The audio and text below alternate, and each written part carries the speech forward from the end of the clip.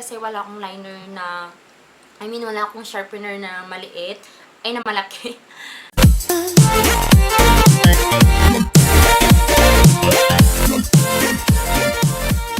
Hi everyone, welcome back to my channel again, and today I'm going to share with you guys a haul that I have accumulated for the month of February, although Feb is already ending and I'm sorry about it.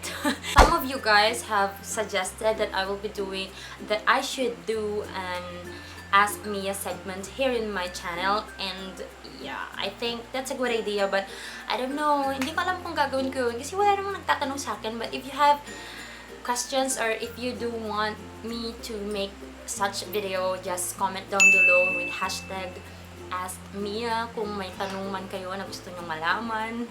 Kasi parang wala, may interesado ba sa buhay ko or sa mga ginagawa ko? So yun lang. Just like this video if you want more hauls, and what else? Subscribe if you are not a subscriber yet, and let's have fun here in my channel. So let's start with the haul. So I went to Ilocos, and of course I went to my favorite store there, or my favorite shop there, the Lucky J99 store, which is selling a lot of good products in a very affordable price. So yeah, I got 3 items from them. The first one is this long dress. This is the stripe. It looks like the one that I'm wearing right now, but no, this is just a very simple one. It looks like this na hanggang ano siya, hanggang sa baba siya ng tuhod ko. This is not the same one kasi iba tong sa akin eh. So yeah, gusto ko lang kasi yung mga stripes ngayon. I'm into stripes right now. And the next one that I have here is this striped shorts again. Ayan, ito siya, very simple lang, na blue and white. Kasi gusto ko yung fabric nito kasi stretchable siya. And you know guys, nagigain talaga ako ng weight after kong na-admit due to my, gastritis. Parang feeling ko takot na akong hindi kumain. So ayun, I need with garterized shorts. So ayan, gusto ko siya. And this one is only 70 pesos, I guess. And the dress that I have is only 200 or 250, something like that.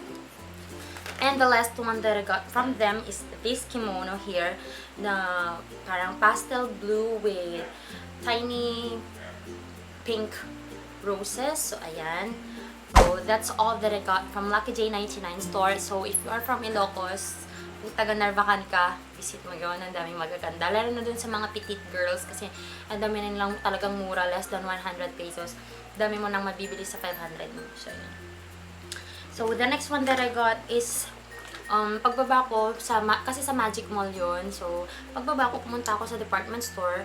I have the liquid lipstick from Everbilena Advance. So ito siya in the shade of Pink Pearl. So, naalala ko dito yung Maybelline na nila, liquid lipstick din nila. So, the same lang siya, and this one costs at around 185 pesos lang siya. So, murang-mura lang. Mas affordable siya kaysa sa Maybelline. But of course, I will be making a review about this product, kung okay ba siya, kung maganda ba ang performance niya, kung pwede ba yung price niya para sa quality.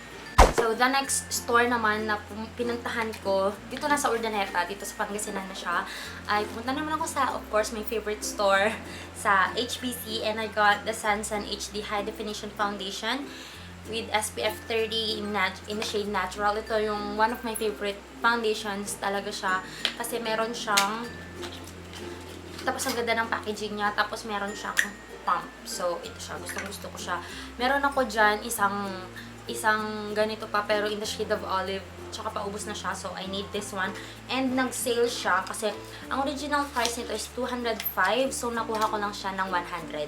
So yun, parang 50%, more than 50% off pa siya, so talagang sulit na sulit. Ayan. This blending sponge here, ito siya na kulay pink. So, ayun. Gusto ko lang din ng ganito. So, itry ko lang kung maganda ba for the foundation para mas clean finish ba siya kaysa pag gumamit ako ng brush. So, yun. Gusto ko itry. This Sansan Makeup Remover Wipes. Actually, bumili ako ng makeup remover ko from Everbilena nung pumunta akong Ilocos, which is this one. Nakalimutan kong sabihin sa inyo. Itong makeup remover na to, which is 95 pesos lang.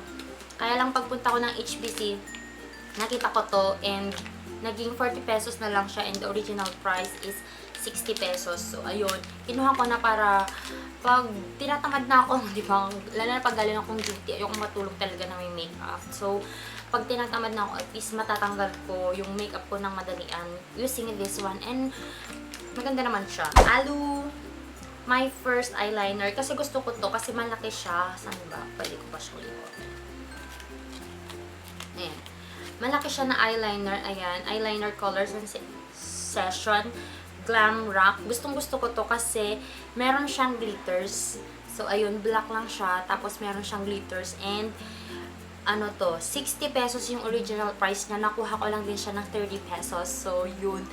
Really a steal kasi 50% off sila nung pumunta ako doon. Balak ko lang sana magpa-facial tsaka bumili ng moisturizer. Pero, yun. Nakakita ko ng mga sale. Of course, sharpener para sa malaking liner.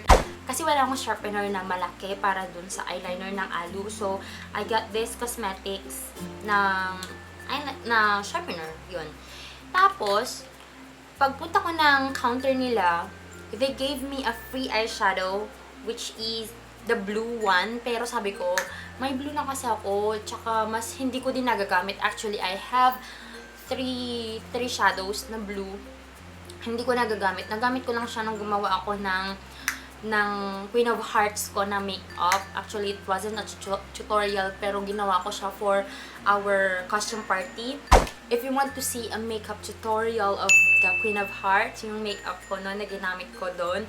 So, just thumbs up this video or comment down below na gusto nyo makita yung tutorial na yun. Kasi, hindi ako gumagawa ng tutorial dito sa YouTube. Kasi feeling ko, I'm not authorized to make one. So, lang, kasi I'm not that skilled to make a tutorial. Pero if you want, kung paano ko siya ginawa, yun, just comment down below. Ayun, so binigyan ako ng free, napalayo na tayo. Binigyan tayo ng free na eyeshadow which is in the black ground shade. Ayan.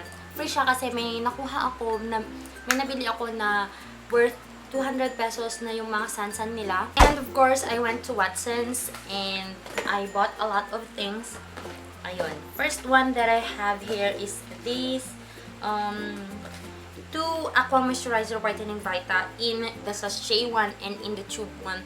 So, kasi nabili ko na to, tapos sabi ko, parang mas gusto ko na lang din to para at least hindi na ako pili ng bili. Although, mas gusto ko to kasi na-squeeze ko talaga lahat ng laman. Kaya lang kasi pag nagbibiyahe ako, pag nagbi-weekend ako or nag-overnight ako, hindi ko masyadong nadadala to. Kasi diba, syempre pag nakat mo na siya, hindi mo siya nako-close. So, mas maganda pa rin ito.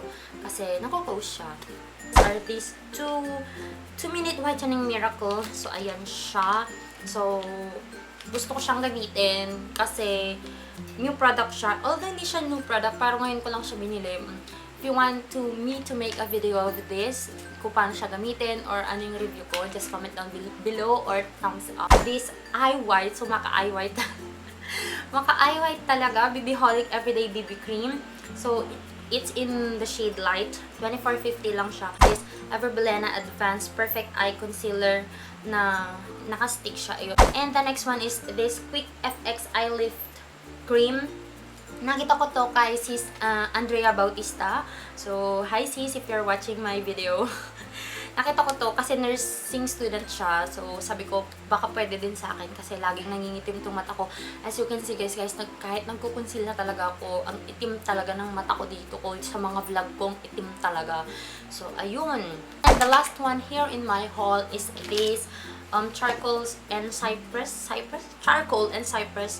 Facial Mask, Purifying and Oil Control Beauty Buffet. So, ito siya, which is 49 pesos yata. Mask din siya. Hindi ko pa na-try to. And if you want me to make a review of this product, so, ayun, just comment down below. So, ayun, makikita nyo na kung ano yung mga i-review ko. Kasi, yung iba hindi ko pa nagagamit. So, yeah. Wait nyo kung anong mga magagandang product dito sa mga nabili ko. Kasi, diba, as you've noticed, ang mumura lang ng mga nabili ko. So, I hope you enjoyed watching my video and thumbs up if you like this video. So, ayun guys, para naman to support kung tama ba yung pinagagawa ko. And you can ask me any questions down below. Just use the hashtag AskMia if you want your question to be included in my Ask Mia segment. And yeah, I'll see you again on my next video. Bye!